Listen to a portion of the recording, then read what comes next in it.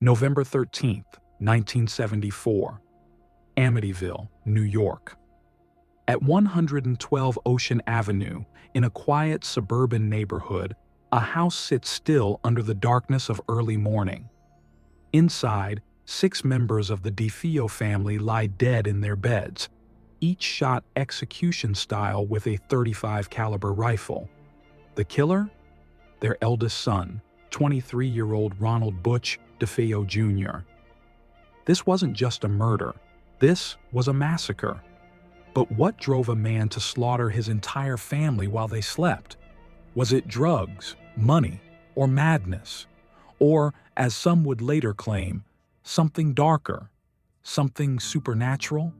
Before there was the Amityville horror, there was the Amityville massacre, a crime so brutal, so senseless, that it shocked the nation and became one of the most infamous true crime cases in American history. This is the true story of Ronald DeFeo Jr. and the murders that shattered a family and haunted a house forever. The story of the Amityville murders has been buried beneath layers of myth, movie scripts, and ghost stories. But beneath the legends lies a very real, very tragic event. On a cold November morning in 1974, police were called to the DeFeo residence on Long Island's South Shore. What they found inside was a crime scene that would haunt even the most seasoned officers. The DeFeo family was prominent in their community, well-known, respected, and seemingly ordinary. But behind closed doors, tensions brewed. And in a single night, that tension exploded into violence. In this episode, we strip away the fiction and focus on the facts. We'll examine the family background, the crime scene, the investigation, and the disturbing psychological portrait of a killer who destroyed the people who raised him. The DeFeos were an Italian-American family living in Amityville, a quiet village on Long Island, New York. The father, Ronald DeFeo Sr., was a successful car salesman at his father-in-law's Brooklyn dealership. He was known for being strict and domineering, ruling the household with a heavy hand. His wife, Louise, was a quiet woman, deeply religious, and devoted to her 6 children. Their family life appeared picture-perfect to outsiders. A large Dutch colonial home, a pool in the backyard, and children who attended private school. But inside the DeFeo home, things were far from peaceful. The eldest son, Ronald Jr., nicknamed Butch, had a troubled relationship with his father. Butch was reportedly abused by Ronald Sr., both physically and emotionally. As he grew older, Butch became volatile, rebellious, and increasingly violent. He began using drugs, heroin, LSD, and alcohol, and regularly lashed out at family members. He had been expelled from school, had a history of disciplinary issues, and despite working at the family's dealership, showed little interest in responsibility. Still, his parents supported him financially, even buying him a car and giving him a weekly allowance. Despite, or perhaps because of, this privileged life, Butch grew resentful. He felt controlled, disrespected, and trapped. And in the months leading up to the murders, those feelings were reaching a boiling point. On the night of November 13, 1974, something in Butch finally snapped. Sometime between 3 a.m. and 4 a.m., he crept from his room armed with a .35 caliber Marlin rifle. One by one, he shot his family members as they slept in their beds. He began with his parents, Ronald Sr. and Louise, firing 2 shots into each of them as they lay in their bedroom. He then moved into the rooms of his younger siblings, Dawn, 18, Allison, 13, Mark, 12, and John Matthew, 9.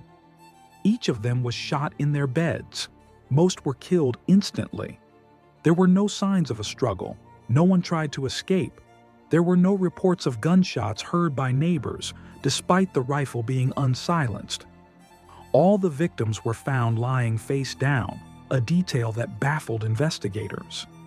How had he managed to shoot 6 people across 3 floors without waking the others? It's a question that still haunts the case to this day. After the killings, Butch cleaned himself up, disposed of the rifle and bloody clothes, and went to work at the dealership as if nothing had happened. Throughout the day, he made multiple comments to co-workers that he couldn't reach his family and seemed unusually calm. Later that evening, he entered a nearby bar and exclaimed, "You gotta help me. I think my mother and father are shot." Several patrons rushed with him to the DeFeo home, where they discovered the grisly scene. Police were called immediately. At first, Butch played the role of the shocked survivor. He told police he believed the killings were a mob hit, perhaps connected to his father's work or debts. He was taken into protective custody. But as investigators dug deeper, his story began to unravel. There were inconsistencies in his timeline, no evidence of forced entry, no signs anyone else had been in the house. And then came the turning point. During an intense interrogation the next day, Butch finally broke. "Once I started," he reportedly said, "I just couldn't stop. It went so fast." He confessed to murdering his entire family. The rifle was recovered from a storm drain. The clothes were found at another location, just as he had described. Ronald DeFeo Jr. was arrested and charged with 6 counts of second-degree murder. The trial of Ronald DeFeo Jr. began in October 1975. His defense attorney, William Weber, mounted an insanity defense. He argued that Butch heard voices telling him to kill his family, that he was not in control of his actions. Psychiatrists for the defense claimed DeFeo suffered from dissociative disorder and paranoid schizophrenia. But the prosecution painted a different picture, one of a manipulative, violent man who had killed his family out of anger and greed. It later emerged that Butch stood to gain a substantial life insurance payout after the death of his parents. Motive, means, and opportunity. Prosecutors argued the case was clear. The jury agreed. On November 21, 1975, Ronald DeFeo Jr. was found guilty on all 6 counts of second-degree murder. He was sentenced to 6 consecutive sentences of 25 years to life. He would spend the rest of his life in prison until his death on March 12, 2021, at the age of 69. The house at 112 Ocean Avenue did not remain empty for long. In December 1975, just over a year after the murders, the Lutz family moved in. George and Kathy Lutz, along with their 3 children, purchased the home at a discounted price. They knew about the murders, but believed they could live with the home's past. They lasted just 28 days. According to their account, they experienced a series of terrifying supernatural events: voices, cold spots, foul odors, levitating objects, and even demonic apparitions. George claimed he woke at 3:15 a.m. every night, the exact time of the murders. Kathy said she levitated from her bed. Their daughter reportedly began speaking to an invisible pig-like entity named Jody. The family fled the home and never returned. Their story became the basis for the Amityville horror book and subsequent film adaptations. The house quickly became infamous, drawing both curious tourists and paranormal investigators. However, many have questioned the Lutz family's claims. Critics have accused them of fabricating the haunting to profit from the tragedy.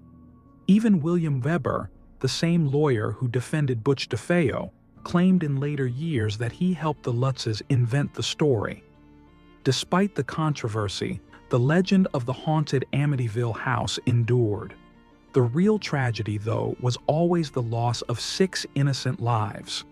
The horror wasn't in ghosts or demons, but in a family destroyed from within. Today, the house at 112 Ocean Avenue still stands. The iconic quarter-moon windows have been replaced. The address has been changed to discourage onlookers. The current owners remain private, And by most accounts, there's been no paranormal activity since the Lutz family moved out. But the questions remain. How did Ronald DeFeo Jr., a young man born into privilege, become a killer? Was it years of abuse, drug-induced psychosis, cold calculation for money, or something far more complicated? The truth may never be fully known. What we do know is this: 6 members of a family lost their lives in the dead of night. Their killer didn't wear a mask or break through the window. He lived among them, shared their dinner table, and walked their halls. And for all the headlines, books, and movies that followed, the real horror happened long before anyone claimed to see ghosts. In the end, the Amityville Massacre isn't just a true crime story. It's a reminder of the darkness that can exist behind closed doors, and the lives shattered when that darkness is left unchecked.